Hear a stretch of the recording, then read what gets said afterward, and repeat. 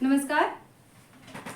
जैसा कि आपने देखा, आज जो क्लास थी यानी कि क्लास नंबर 21, उसमें हम चंद्रदेव से मेरी बातें कहानी को लेकर प्रश्न कर रहे थे।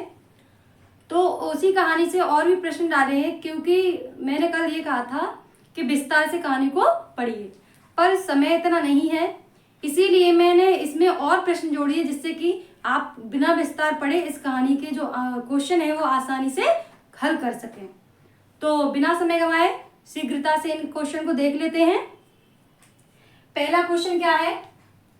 चंद्रदेव से मेरी बातों में किस देवी का वर्णन किया गया है? क्या पूछा है कि चंद्रदेव से मेरी बातों में किस देवी का वर्णन किया गया है? तो उत्तर में क्या आएगा? सरस्वती देवी। किस देवी का वर्णन किया है? सरस्वती देवी। अगला प्रश्न क्या है? चंद्रदेव से मेरी बातें कहानी में कौन सेनापति के छक्के छूट जाएंगे? यानी कि ये जो लाइन कही गई है वो कौन सेनापति के यानी कि किसके लिए कहा गया है? हाँ, तो उत्तर में क्या आएगा? कार्तिकेय। ठीक है। अगला क्या है? इस कहानी में कौन सिंधु तनाया है? यानी कि लेखिका ने सिंधु तनाया किसे कहा है? इस कहानी में सिंधु तनाया नाम किसको दिया है? तो इस कहानी में लेखिका ने सिंधु तनाया कमला, किसको? कमला देवी को सिंधु तनाया कहा है। ठीक है। अगला प्रश्न क्या है? चंद्रदेव से मेरी बातों में चंद्रदेव के स्वामी हैं, यानी कि जब लेखिका जो है बातें कह रही थी उसमें कहा भाई जो चंद्रदेव है उनके स्वामी कौन माने हैं? यानी कि लेखिका ने चंद्रदेव के स्वामी कौन माने हैं?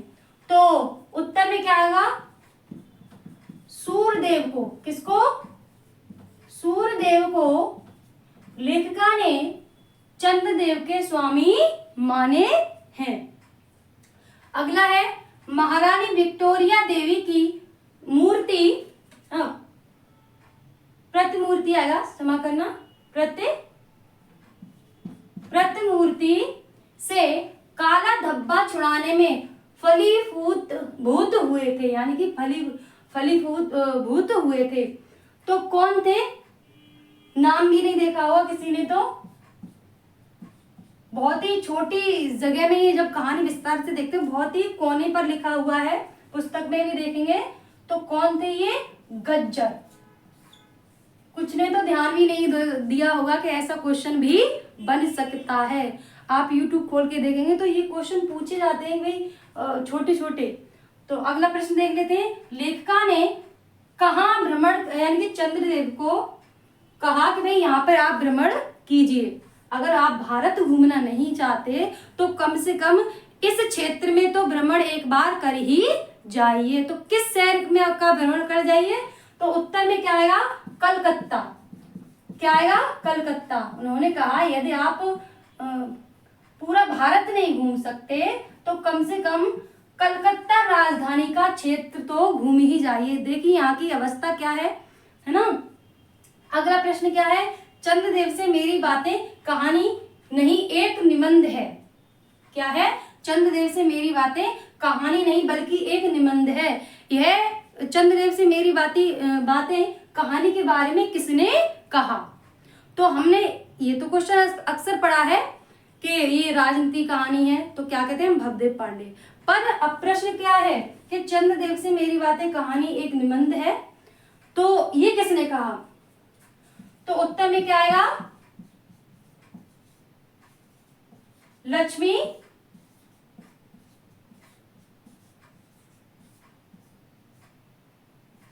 वार्षेण। अगला क्या है? किस बीमारी का जिक्र, यानी कि इस कहानी में किस बीमारी का जिक्र है? ये आ भी चुका है, आप PYQ देखेंगे तो ये प्रश्न है उसमें कि ये जो कहानी है इस कहानी में किस बीमारी का जिक्र है? तो उत्तर में क्या आएगा? प्लेग। कौन सी बीमारी का जिक्र है? ये प्लेग। अगला प्रश्न है, चंद्रदेव से मेरी बातों में किस नीति का वर्णन है? क्या पूछ रहा है? किस नीति का वर्णन है? तो इसमें दो नीतियों का वर्णन है, अर्थनीति और राजनीति, या आर्थिक नीति भी कह सकते हैं। क्या है? आर्थिक अर्थनीति या आर्थिक नीति है ना, और एक राजनीति। पूरी कहानी इन दो मुद्दों पर घुमाई गई है, और साथ ही साथ इसमें और भी है, जैसे कि स्त्रियों की दशा है ना, बेरोजगार है ना, और आर्थिक ना हो, यानी कि आर्थिक धन ना होने के कारण कितने क्या क्या हो सकता है, वो भी इस कहानी में दिखाए गए हैं। तो अगर हम एक कहानी पढ़ते हैं तो हमें बहुत सारे मुद्दे आज के समय में उठाने को मिल सकते हैं। अगला प्रश्न है, लेखिका ने कहानी के प्रारंभ में चंद्रदेव का आदर कैसे किया, है ना। तो कभी कभी क्या होता है कि हम पहले पढ़ लेते हैं पर याद नहीं रहता कि हमने पढ़ा क्या था शुरुआत में। तो ऐसा भी हो सकता है भाई शुरुआत की लाइनें कैसे हैं, या इस कहानी की जो शुरुआत है वो कैसे हो सकती है। उपन्यास में भी ऐसे आता है, नाटकों में भी ऐसे आता है, और गीत भी दिए जाते हैं कि इस नाटक की शुरुआत किस गीत से प्रारंभ हुई, है ना। तो ऐसे ही मैं इसमें प्रश्न है कि कहानी में लेखिका ने प्रारंभ में चंद्रदेव का आदर कैसे किया। तो सबसे पहले जैसे कि लेखिका ने कहानी प्रारंभ की है तो उन्होंने सबसे पहले चंद्रदेव को प्रणाम किया। क्या किया? प्रणाम किया, और उसके बाद कहानी को आगे बढ़ाया।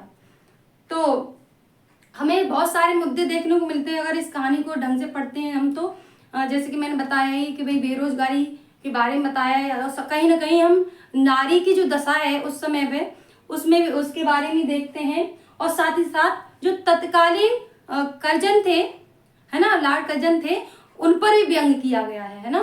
तो अलग अलग पूछ सकता है कि इस कहानी में कौन कौन से उद्देश्य प्रमुख हैं। तो कौन कौन से हैं? एक तो ये पॉइंट बनता है कि आर्थिक नीति या अर्थनीति, राजनीति, साथ ही साथ बेरोजगारी, है ना, नारी दशा का वर्णन और आर्थिकी। ठीक है, तो मिलते हैं अगली क्लास में। बहुत बहुत धन्यवाद।